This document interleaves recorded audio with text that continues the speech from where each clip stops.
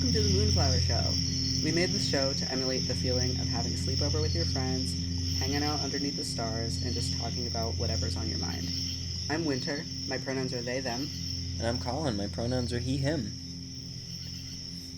Welcome back. Welcome. Yeah. I have some kind of bad news about the name of this show. What's that? Well, I didn't tell you this because I wanted to get your live reaction. Oh no! But I don't know if any of you Moonflowers have been watching Bly Manor on Netflix, but there's a whole shtick. This doesn't have spoilers, so don't worry. There's this whole shtick about a moonflower, and they were like, oh, it's a moonflower, it only opens at night. And I also found out that after a moonflower blooms once, it dies. Well, you heard it here first. This podcast will have one episode and then no others. But that's impossible because this is like the 5th episode. Yeah. We are a special kind of moonflower that never dies. Yeah. Immortal moonflower. We have Rose with us here tonight. Say hi, Rose. She hates everything. Don't take it personally. Yeah, she's like... she came up here to lay with us as we're recording. We're like sitting on the bed. And she does this thing where she like goes near you and like sits near you, but she also is like, I don't want to talk to you, but I'm going to sit near you, but I don't want to talk to you. Yeah. She's such a brat. But she's also perfect. It's like very big, like you can't sit with us energy, except it's I'm sitting on you. Yeah. I'm going to sit right here. You can look at me if you'd like, but I'm not going to look at you. Yeah. There's also a non-zero chance that she might kick or walk over the mic. So, buckle in. Or walk on the keyboard and delete everything that mid-episode. Yeah. So, here's hoping that doesn't happen. Yeah. This podcast is talking about relationships again. It's relationships part 2. Part 2. Yeah. Yeah. Yeah, so we kind of got into it last time. We talked about a lot of different things, and we still had more that we wanted to talk about regarding this topic, which is awesome. We kind of just really we got into a flow last time, and I liked it a lot. Yeah. We had a really good time last time. Last episode was one of my favorites so far. So we wanted to talk about some things that are still under the umbrella topic of relationships, but we talked about a lot of things like friendships and making friends and like platonic relationships last time. And now I think we're gonna get more into the romantic side of things. And do we want to start out? We'll start out with the low point of this discussion. Yeah. Breakups. Yeah. So I was thinking we could kind of each give our number 1 breakup tip. Breakup tip. Yeah. See. Alright, you're gonna have to go first. Okay. Here's my number 1 breakup tip. And this is a good tip for me because I don't know about all you moonflowers, but when I go through a breakup, my tendency is that I can only think about the fact that I'm going through a breakup. Like, that's all I'm thinking about. Like, regardless of what I'm doing or like where I'm going or what I even might otherwise be feeling, like it's like the breakup becomes this like all-consuming thing that just like totally takes over my life, and I want to think about it and I want to process it and I want to like talk to the person. I'm not good at breakups. So my number 1 tip, if you're like that, or even if you're not like that, I think, schedule a time during your day, and it can be, for the first little bit, I think you can give yourself a couple days to just be in it, to like be in the breakup, and like process have it. Process it. Well, the thing is, you can process it, but at the same time you have to, I think that part of processing it is being able to decide when you process it. Because I think you can take maybe a day, 2, 3, depending on how long the relationship was or how bad the breakup was, to really be in it and cry and like have that be the thing that takes over your mind, Yeah. and have that be all you think about.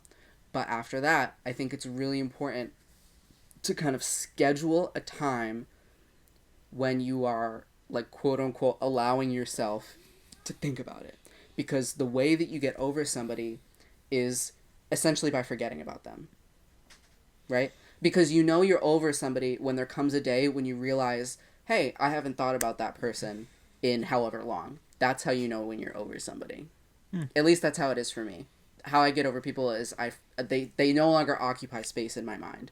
So to kickstart that process, I have a like time during the day when I'll be like, okay, 6 p.m. we're going through a breakup. It's time to just journal and write and cry and phone a friend. Like, I just need to get everything out this day that I feel like I need to process. It might take 20 minutes. It might take 3 hours, right?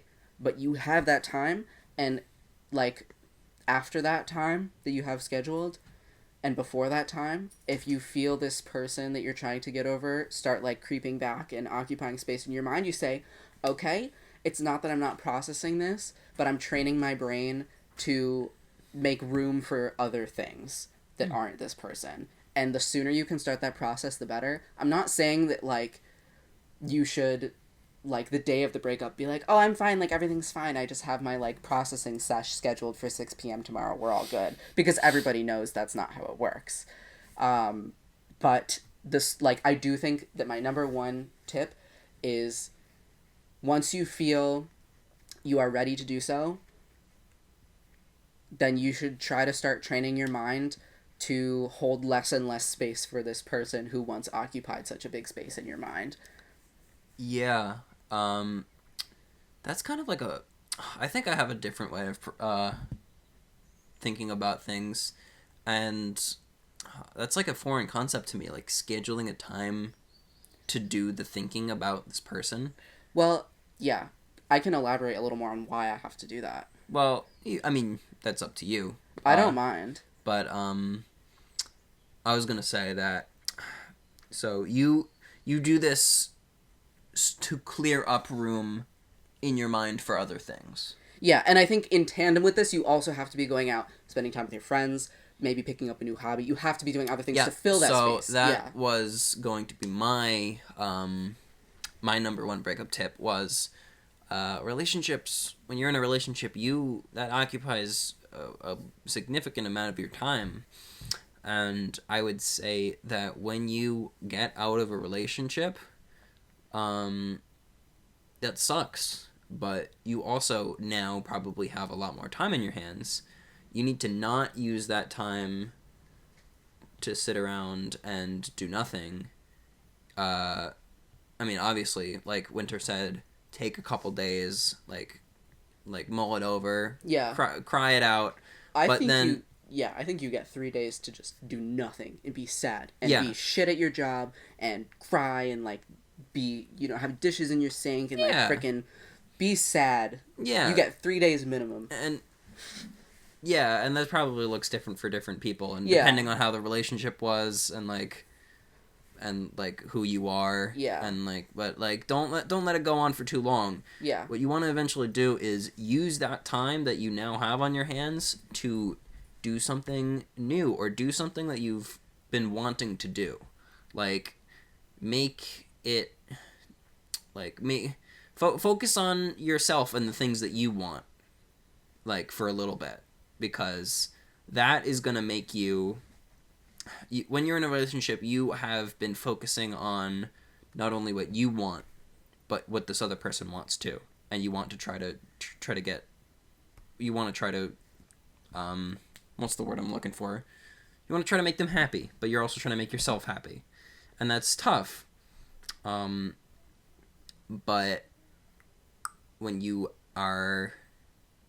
break up with someone, or when someone breaks up with you, you have this extra time, and you can use that now to make yourself twice as happy. Yeah. And that, I think, that it's not so much forgetting about the other person that is my process. It's like doing other things to remind myself that it's not the end of the world, Like, there's other things out there other than this person. and like it'll like it's not the end of the world to not have this person in my life. Yeah. Because like there's all this other cool shit out there that I can do. Yeah. And all these other cool people that I can hang out with. And like, yeah, it sucks that I can't have this one person, but it's like, well, I'm sitting here and wishing that I could isn't gonna make me any happier. Yeah. So I gotta do something else. Yeah, I hear that. And I think that's good advice. The reason that I gave my advice in particular about, like, you know, kind of kickstarting this process of forgetting about them is because, I mean, I'm sure there's other people who are like this out there too, but for me, it's really bad where when I go through a breakup, for whatever reason, like, the way that my brain and, like, thought patterns react to that is, like, I just get, like, flooded with, like, it's literally, that person is all I can think about. Yeah. And I analyze, I'm like, what went wrong? What did they do? What did I do? How can I get this person back? I mean, we've been there, you know? Yeah. And it prevents me from doing those things that you're talking about, or it can prevent me from doing that. Mm-hmm. I don't know if anybody else can relate. This is just what my experience typically is with breakups. And if I can't break that, like, cycle of just, like, memories and rumination of this person, like, occupying everything in my brain, if I can't break out of that, there's no way I can do all those other important, healthy things to, like, fully get over them, you know? Yeah. So I have to, like, compartmentalize. Basically, that's what I'm suggesting, is if you do experience that, where it is, like, a really overwhelming pain, that, like, compartmentalizing it while still, like processing it is the way to go. Yeah. And yeah, I mean, it's not like I don't feel immense pain when I go through a breakup after, like, a serious relationship. But I guess just the way that I think about it and I process it is a little different because, like, I guess I do other things to distract myself, basically, and, like, not only distract myself, but, again, remind myself that there are other things that, that can make me happy. Yeah. I think, what I'm saying is, like, it's important to almost, like, drive a wedge in to, like, make room for distractions. I see. Yeah. Right. Gotcha. Because if you're having all these overwhelming thoughts and, like, you are really in it, distractions aren't going to work. Like, yeah. And I know other people who are like this too. I know it's not just me. I know other people who feel this way too, who act like this. But, like, you know, I've had breakups where, you know, we have the breakup, and then I try to distract myself. I'm like, oh, like, video game, book, hang out with friends, and, like, the whole time it's just, like, this dark cloud is just over me, and I can't escape it. So, like, distractions are great, but if you don't have the mental capacity or the room for them, they're not going to work. Yeah, and also, it's like, video games, books, hanging out with friends, those are good things, but, like, I'm talking, like, something that when I say use the time that you now have to do something else with yourself, I'm not talking, like, video games or book or, like a hobby or something. Like, I'm talking, like, go out and, like explore, like the woods or something, or, like, travel somewhere, or, like, just make a plan to do something awesome when you go through a breakup. Like, treat yourself to a new great experience and start to reacquaint yourself with yourself and all the things that are good about you, because when you're going through a breakup, it almost feels like you lose a piece of yourself. Yeah. Right?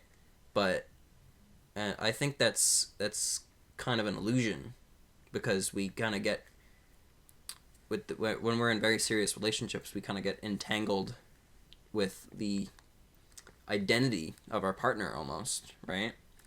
You kind of like mold together a little bit. Mm-hmm. But Yeah, and then when you break apart, it can feel like you've lost a piece of yourself, but you are still a whole person, and you always will be after any relationship. And going out and doing something awesome with yourself can help you remind yourself of that. That is very true. The easiest breakup that I ever had. Uh-huh. Well, I don't know about the easiest, but the one where I felt the most grounded. Yeah. I like, this didn't end up working out, but I was like, you know what? Like, fuck it. Like, I'm going back to grad school. I'm gonna be a teacher. And I took the GRE and I started looking into grad programs and I fucking aced it.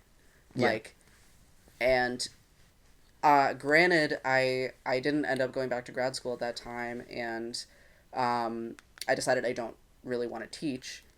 But I have this like killer GRE score, and it was like something to like throw myself into. Yeah. Yeah, and it was like something that was like for me, and I was like, Uh-huh. That's a perfect example. yeah, and that's such a good example too, because not for nothing, and like not to insult myself, but I've been through a lot of breakups, and by far, like, that was the one. I won't say it was the easiest, but it was definitely the one where I like felt most capable of moving on. You know? Yeah. Yeah, and I think that's part of the reason. Yeah. Do we want to talk about the next topic then? Do you have anything else to say about breakups? Breakups suck, and there's no way around it. Yeah, and we always like to think that the relationship that we're in is like they're the one and it's gonna last forever. And then we can be very mentally unprepared if and when things have to come to an end. And obviously, it's good to act like it's gonna last forever, right? While you're in the relationship, because obviously you want to be committed and you want to be a good partner, and you don't want to be like half-assing it because you're like, oh well, maybe we'll be broken up sometime in the future. But I don't know. I feel like always remember that you are a whole person, and like nobody owns any part of you. Yeah. Hell yeah. Yeah. Next thing that we want to talk about is we're kind of going from shitty parts of relationships all the way up to the best parts, I think. So next thing we wanted to talk about was red flags. Oh yeah. Um, And I want to talk about red flags that like aren't obvious. yeah, I mean, not the obvious ones. Everyone's talked about the obvious ones. Yeah, if somebody's hitting you, that's not good. No, you We should I think if we put this somewhere, we should try to link like hotlines and stuff. Oh yeah, absolutely. That would be good. So we'll put a link. We'll put a domestic violence link in the doobly dingle. Yeah, the Is that what it's doodly ding. called? Uh-huh. Yeah. You're so right. The dingwad. I love you're talking just casually about domestic violence and we're gonna I'm put it so in the doobie sorry. dingle. I cope with stress by through humor. I don't mean to diminish what anybody might be going through. No, but that might be good if like just in general if we're talking about certain topics on the podcast, we can like put links to like resources. We should be and, sure like, to do that. Like just things that we found that relate to the topics that we are talking about. And if any of you Moonflowers ever have anything, maybe a suggestion as to how we can do better, or like a resource that we might be able to put in, like definitely let us know. Mm-hmm. We would love that. Yeah. So yeah, obviously, abusive relationships, you should get the fuck out. But Rose is eating the spider plant. Rose. It's a hallucinogen. Yeah. Now this cat's gonna be tripping balls. But subtle red flags in relationships. Subtle red flags in relationships. Or just like for someone that you are into. Ooh, okay. So I don't know if this is subtle, Uh-huh. Well, okay, how about this? Um, oh my goodness. Okay, red flag in my relationship with my cat is that she's eating my plant. Uh-huh.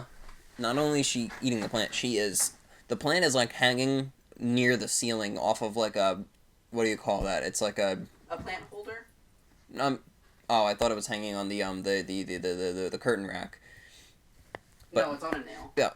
Anyway, it's quite close to the ceiling. Rose is climbing up on the piano, on the keyboard, jumping up, trying to like stretching her body the full length, and just chomping on this plant. And she's like she's really going the whole 9 yards to eat this plant. And you know what? It's not good. It's not good. It's impressive, but it's not good. Anyway. Okay, so Red flags. Red flags. If somebody dismisses what you are saying and feeling, or in some way minimizes it, or makes it seem like what you're saying and feeling is somehow not important, and I think people can be subtle about this, right? And I Yeah. think if you encounter somebody who is doing this, they might not even realize they're doing it. Uh-huh. Because we all have so much garbage that we're just dealing with and toxic patterns that we're all trying to break.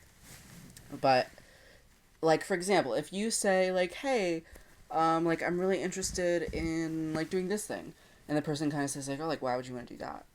Yeah. Like, that's a red flag. And unless you're saying, like, oh, I'm thinking about, like, becoming addicted to crack. Like, what would you think of that? Yeah, like, no. Like, unless it's an objectively bad idea, your partner should always be kind of like at least hearing you out and validating your wants and feelings and listening to you. Yeah. Like if you were like, hey, I really love to build Legos, and Yeah. the person is like, that's stupid. That's an immediate red flag. Well, that's I think an obvious red flag. Yeah. But maybe for some people it's not. You know, Well, that obviously won't be like that's stupid. They'll be like, oh my goodness, that's like stupid. like you're such a dork, and like. Well, you could Yeah. say dork playfully, but Or right, but if somebody's saying dork to you playfully and you're like, I don't like it when you call me that, like, please don't joke about that, and they don't stop. Oh yeah, I mean that's just a they don't understand boundaries. Yeah. See how people react to boundaries too. I think that can be a red flag. Oh yeah. That can be a subtle red flag. Oh well, so that's something else we wanted to talk about tonight was toxic, generally toxic traits in a relationship versus traits that are incompatible just with certain people. Yeah. And I think understanding boundaries is not understanding boundaries is a toxic trait that will hinder any relationship that you're in. Yeah. And I know this sounds like obvious, like, right? Like of course I want somebody to understand my boundaries and respect my boundaries, but if okay, so let's say you tell somebody, hey, it's really important to me that you like when you're staying at my place, this is something that we talked about, that you lock like both the deadbolt and like the primary lock like when you leave. Yeah. That's really important to me. Can you do that for me?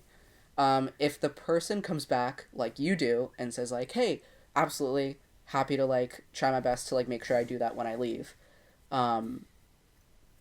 that's good. That's the right, well, not that there's like right answers, but that's an example of a right answer.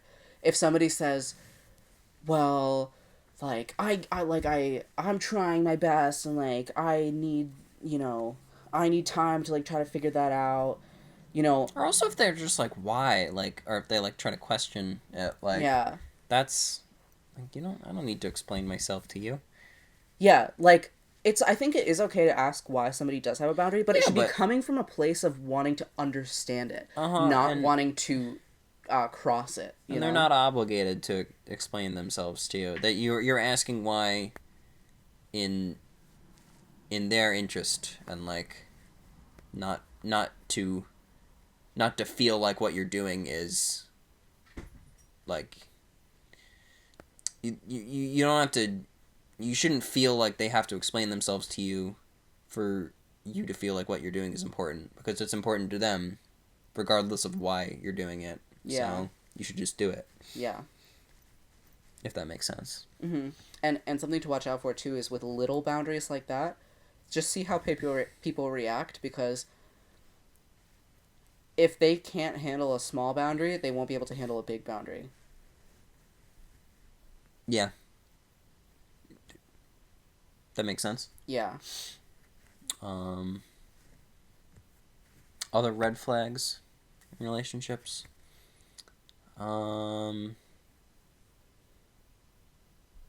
I'm looking at Rose. I'm like thinking if somebody's mean to animals, like Yeah, and obviously the obvious red flags are like if somebody is hitting animals yeah. or neglecting them, not Uh-huh. feeding them. But like I think a less obvious red flag is if somebody doesn't acknowledge animals participation in a consent process. That was a really convoluted way Oh to say it. yeah. But if somebody, especially with cats, Mm-hmm. um animals have body language. Oh yeah. And not everybody's familiar with it. But if you are interacting with animals, or if your partner has an animal or your friend has an animal, you should at least be putting some effort into understanding that animal's body language, because that is their way of communicating with you. And while animals are not people and they're not on the same brain, big brain energy as we are, Yeah. they are still creatures that deserve some level of agency. So, like, for example, Rose right now is like flicking her tail, which means she doesn't want to be touched. And I know not all cats are like that, but most cats are. So like I'm not going to touch her right now. Um, but if somebody were to maybe not knowingly like touch her right now, she would get upset about it.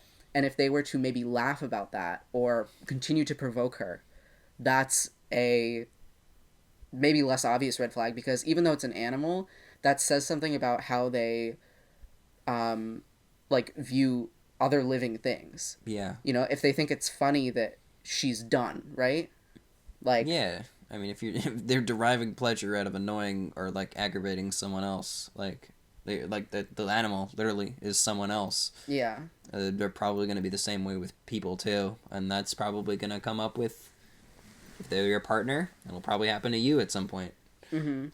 Um, Yeah, and it won't necessarily look like what you typically think of, because it might look like somebody like just bothering you, right? And you yeah, may be saying like, "Hey, stop doing that," and then being like, "Oh, it's funny, like it's come on," yeah. and it won't necessarily look evil or wrong right away, Mm-hmm. but that's the kind of thing to look out for. Yeah. If something feels a little off, It usually generally, is. yeah, generally that's a sign that there's something that is a little more than a little off, Yeah. Oh, and especially if you want children, uh, someone who's not nice to animals and doesn't see animals as like living creatures with their own sentience and boundaries and like wants and needs. If you want children, you should not be having children with that person because, uh, I mean, I think that one is self-explanatory. Like, Yeah, because I mean, if you can make the argument that it's like, "Oh, I can do what I want to this animal because it's stupider than me," how is that person going to treat a child? yeah, I'm like, please, for the love of God, do not make any more idiots like that, parents. If you are out there,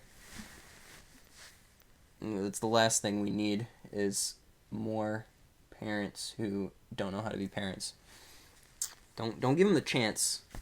Cut them off before they even get the chance. You feel? I think they feel. You feel. Yeah, they just Feel. told me just now. They do feel it. They Sick. understand. Yeah. Good. We're Gucci then. Are there any other less obvious red flags that we want to talk about? Not that I can really think of right now. I think also it's important to pay attention to how people react to bad news. Watch how people regulate their emotions. If somebody can, and it's okay to get upset. You know what I mean? Mm-hmm. But if somebody has a tendency to, how do I put this? Because I think there's some situations where it's not toxic to like blow something out of proportion. Yeah. But let's say somebody gets some bad news, like they get bad feedback at work or something, Yeah. or they don't get a grade on a test that they would really have liked to get. Mm-hmm.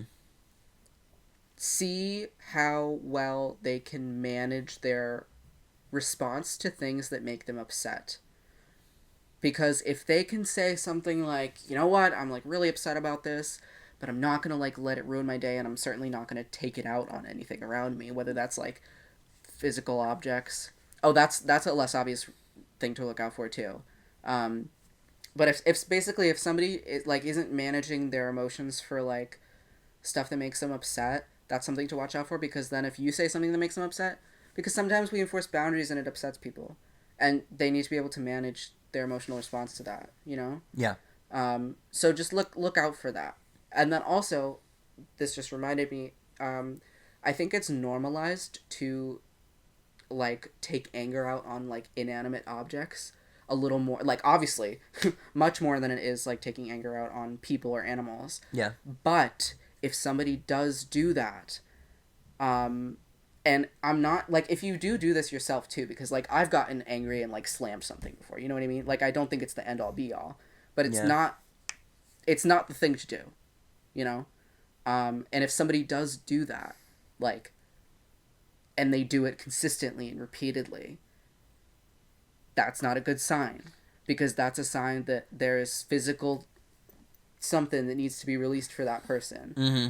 And that is the point at which you should encourage that person to get help for that, because that's an anger management problem. Yeah, because that's short-term gratification that's only going to lead to a cycle Yeah. of doing that over and over again Yeah. before it ramps up into something worse. Yeah. And again, like I maybe this is just because it's like I've done this before, but like even if you do this yourself, right? Mm-hmm. Like it's not that you're like a toxic person, it's just that that's a behavior that you don't want to be doing. And you should also probably recognize that. Yeah. Because like I do think we've all been there where we've like gotten upset and maybe like slammed the door, or like Yeah. like thrown something, like I don't know, I'm trying to think of a good example, but yeah, like that's not the thing to do. Yeah. I mean, hey, it's not that like. And I don't know, I'm trying not to I don't want to make people feel like they're like inhuman for like maybe exhibiting like minor levels of these things too. Oh no. It's like I like breaking shit every once in a while. Like it's Yeah. fun. It's cathartic. I actually but, like, hate breaking shit, because you know what happens is like you get upset and then you like slam something and then it breaks and you're like, ugh. No, but I won't do it like when I'm like mad, or like I don't know. Maybe I'll do it when I'm mad, but like not. I won't decide in the moment to break something, right? It'll be like a premeditated thing. Yeah. Like yeah, or like if you got like a Jenga tower, like knocking that over. That's fun. Yeah. It's big and Yeah. it's loud and it crashes Yeah. down. It's like that releases something, and that's like, just don't make a habit out of destroying things. Yeah, and if you find yourself there, you know what I mean? That's something that you can work on. That's not something that you have to keep doing. Oh yeah, and there's many And I think, yeah, resources that you can seek out for I that. want to make that clear for like all these little low level toxic things, because I think a lot of people, like myself included, I would hope more so when I was younger than now, but I think a lot of people like find themselves in this position where they're like, holy shit, like I am doing these like low grade toxic things. Yeah, and that's not the end all be all. Like Yeah. you can change, you can better yourself, and Yeah. that's because like most, like nobody's perfect. Yeah, and you yeah. are gonna have to at some point probably work on something about Mhm. yourself that will make you more compatible with other people, Yeah. and like you shouldn't be down on yourself about that. It's just like we all have shit we got to work on. So And- watch out for these things both in others and in yourself. You know Yeah. what I mean? Mhm. Because nobody is immune to the garbage. Absolutely, because there's a lot of garbage. There out is a there. lot of garbage. A lot of garbage. Sometimes it just sneaks right up into the cranium. Yeah. Just slithers right up the spinal cord, right into your lobes. Yeah. And what you don't want something going into is your lobes. Exactly. The lobes there, it's a sacred place up there. Uh, So I think I'm done talking about red flags. yeah. Let's talk about something less shitty. Like What- green Green flags. flags! Hooray! Green This is- flags. that's kind of a cheesy, like, name for it, but it's like, it's the opposite of red Yes. flags. Like, what's good about, Yeah. what do you see in somebody that you're dating or someone you like, and you're like, oh, that's really awesome. Yeah, and it's a stoplight, right? Like red flag. Red flag means stop. Yeah.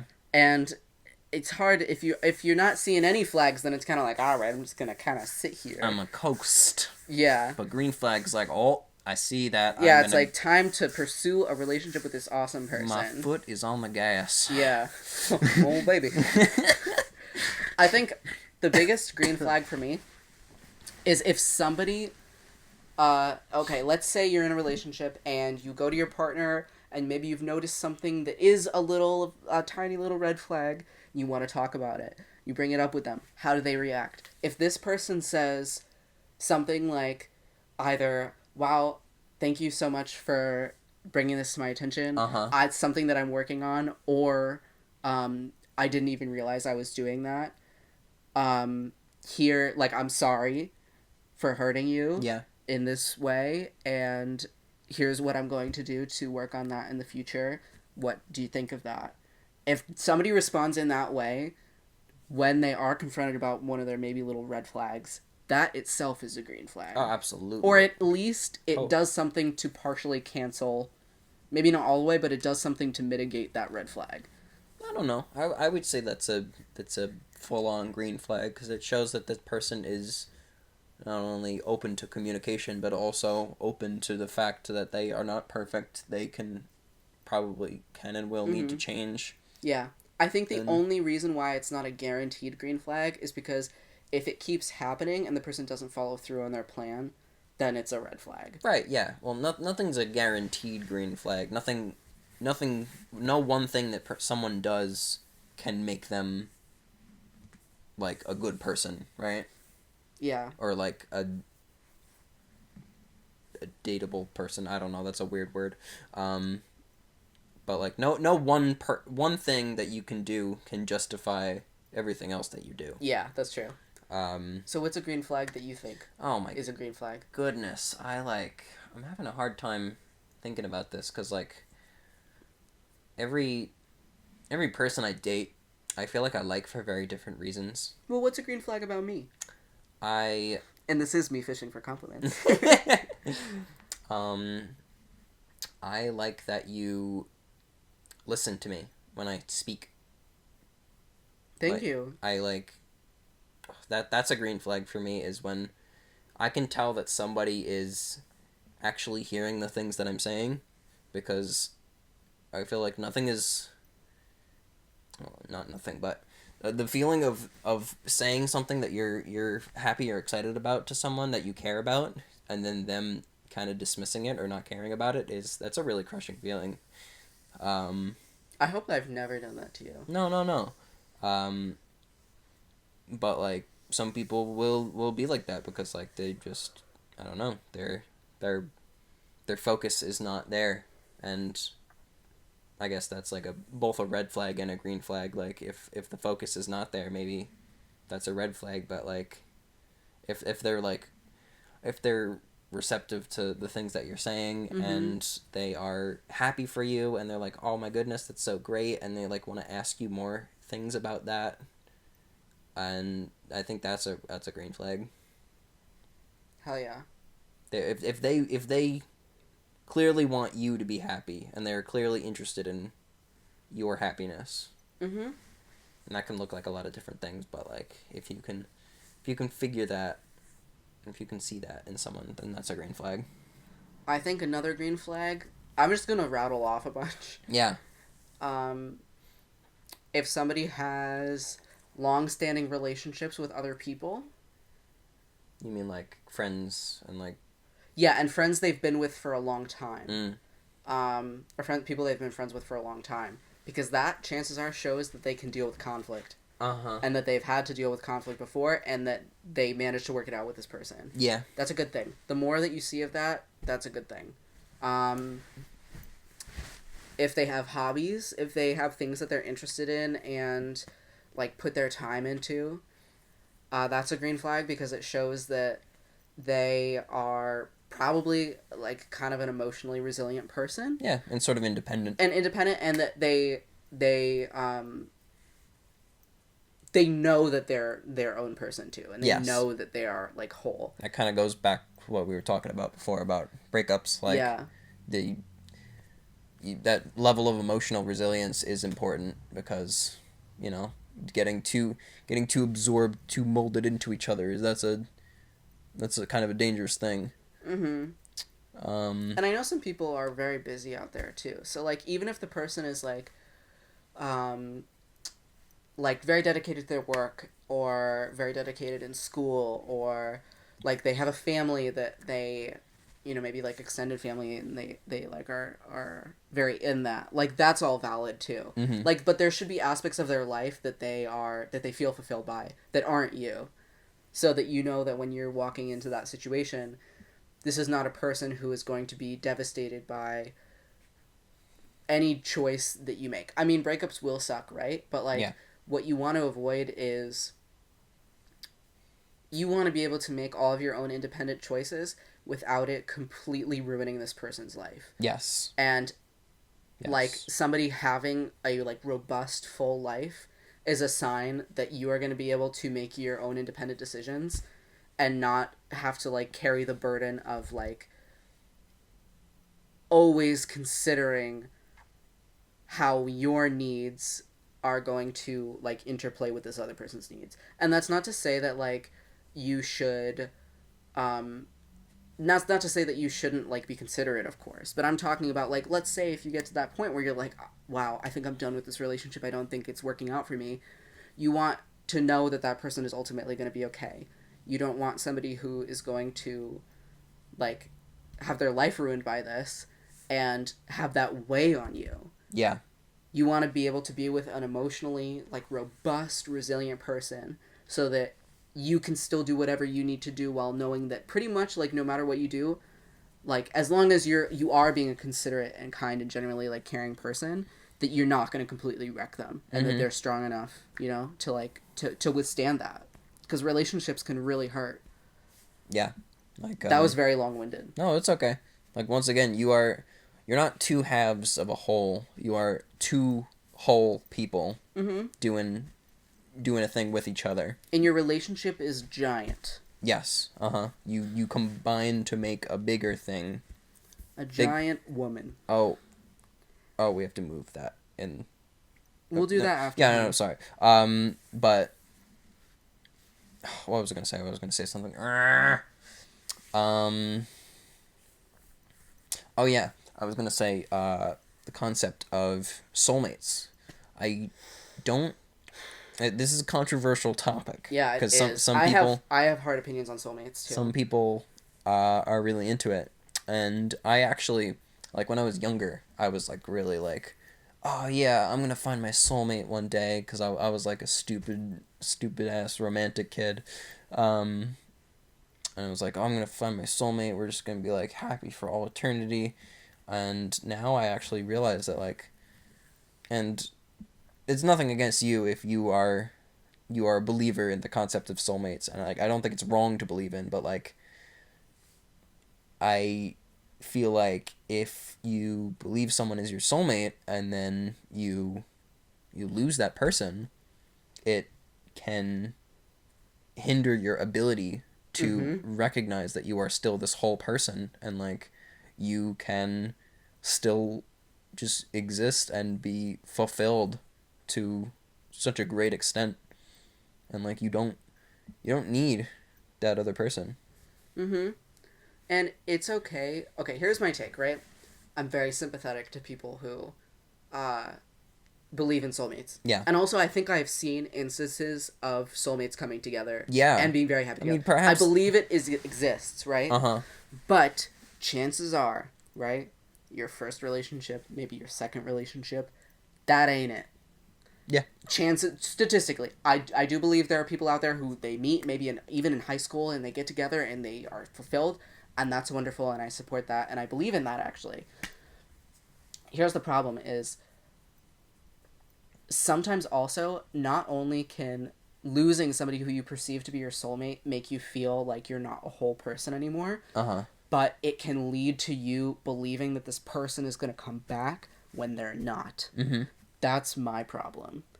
Or that was my problem for a while. Yeah. And that's why I have decided to essentially I do believe in soulmates, but I don't think I will ever call somebody who I'm dating my soulmate. Because I know for me it's like not helpful. Mm-hmm. I think that for me I might call somebody who I'm with like the one, Right. like because I do want to get married and like have kids and like have a partner for life, but and I can be like, oh, I think this person is the one, but I don't think I would ever call them my soulmate. And that works a lot better, I think, too, because then if that person and you break up, then you have like evidence that that person isn't the one. They're not the one because they're not there. And if they were, this is like also like so hard to hear, and there's so many points in my life Yeah. when this would be so hard for me to hear. So if you're listening and it's hard for you to hear, I feel you. I feel you, babe. Yeah, no. Um For sure. but if you break up, they are not the one. Yeah. And I know that sucks, you know? Mm-hmm. But like it's so important to recognize that. You know? Yeah. Soulmates is like it's not wrong to believe in soulmates, but I think it's unhealthy to believe that there is one and only one person out there for you. You know what I mean? Well, I don't even know about that. I think it's okay to believe that there's one and only one person out there for you. But in that case, like you have to be willing to acknowledge that the people who it doesn't work out with, that's not it. You know? It's okay to believe in that you will find it, right? It's okay to believe that like there is only one. But then you have to be willing to acknowledge that like when somebody walks out of your life that ain't it. Yeah. And you have to be able to do that repeatedly because chances are, I mean, you know, depending on what kind of person you are, you might have a lot of people who come in and out of your life. Yeah, and that's that's kind of the reason that I like feel like it's, for me personally, I don't find it helpful to believe in soulmates because like if every person who comes along is my soulmate until they're gone, then what's the point, right? Yeah. Yeah. And like what does it ultimately do for you? Yeah. Because I don't think it helps you connect. Mm-mm. I don't think it helps you stay faithful. I don't think that it helps people stay. Yeah, no. Like I think that's why I like the one better. Yeah. For me personally, because that way I can say and there's more agency in it, right? Yeah. Because I can choose. That's funny how it's like it's really just like a name or just like a couple words that you think about, but it changes the whole perspective. Because if somebody's the one too, it's like, okay, it's not this like divine thing. It's Yeah. like I'm choosing this person to be my person. Uh-huh. And that's your a commitment that I like I'm the making. term your person. Like that's a good term. Yeah. Yeah. And that's I think like having somebody be your person is good too because we're seeing all kinds of relationships, right? Like Mm-hmm. you have relationships that are romantic and not sexual. You have relationships that are sexual and not romantic, but still very much like kind of a best friend vibe. Yeah. You have best friends who like aren't interested in like romantic relationships and they just want to like live together and like or be married even. Yeah. Okay, I am so here for domestic partnerships between friends, siblings. Yeah, I said it. Domestic partnerships between siblings because you should be able to support the people that you care about and your tax situation should not be defined by your romantic situation. Yeah, it's just like outdated like societal like just structure. Yeah. Like forcing you to be married to like be successful and like financially stable. Like if you want to live with your like sibling who you love and you have a brilliant relationship with, why should you not get the same benefits as like a married couple. We're kind of going back to... I want to go back to green flags. Someone who's good with kids. Yeah. That's a green flag for me. That's a green flag for you, babe. Yeah, well, I mean, that's a green flag for me, but it's also a green flag for me. If you catch my drift. That's Yeah, what I was thinking. I mean, like, I don't know. I appreciate anyone who is good with kids because, like, I feel like kids and also dogs are a good judge of character. Yeah. Usually. I mean, usually there's exceptions, but I mean, hey, like I said, there's no one green flag that will make you the perfect person, and if there is a green flag that you don't have, that's fine, because like you'll have other green flags. Like that. Ooh. Another green flag is if a person has goals. Yeah, goals is good. Yeah, and like not even like even if it's just like kind of a pipe dream, you know. Yeah. But has goals that they have ideas about things that they would like, and like they haven't stopped dreaming, you know. Mm-hmm. Yeah, that's a green flag, I think. Oh, someone who knows how to have fun and knows how to laugh. Like, Yeah. has a sense of humor. That is huge green flag for me. I cannot be with some, like, just, I can't be with somebody who is, like, boring and, like, doesn't know how to enjoy life. Like, Yeah. That's a big no-no, at least for me. Why do you think specifically that a green flag shows, like, why do you think that humor is specifically is a green flag that shows that somebody is, like, a healthy person who is ready for a relationship? I think just having a sense of humor reflects on your just worldview and your like perspective about life, right?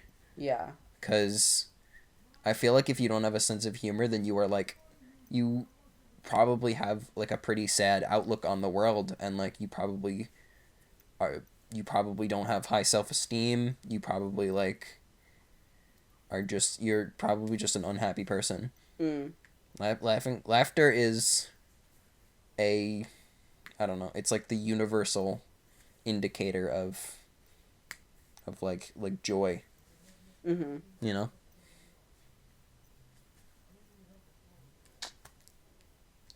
That's what I have to say about that. There's a hole in my stocking. Wow. That's a red flag. Yeah, the red flag for these stockings. I'm through with these stockings. So was there another topic that we wanted to discuss? I think there was, but I'm scrambling for my phone to find the list here. We were going to talk about toxicity versus incompatibility. Ooh.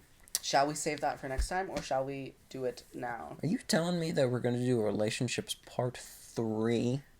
I think we might have to. For Rizzle? I mean, last episode was... what? It was longer than this one, what we have so far. Yeah, but we also have that 5th topic of talking about how to find somebody. Oh, I was going to say 5th topic, secret topic, but you just said it, so... Spoilers, maybe we'll end it here, and we will talk about that stuff next time. Hell yeah. Alright, Moonflowers. Good talk. We love you. And you should love yourselves. And you should love other people that love you and are good to you and good to themselves. Hell yeah. Mwah. Good night. Good night.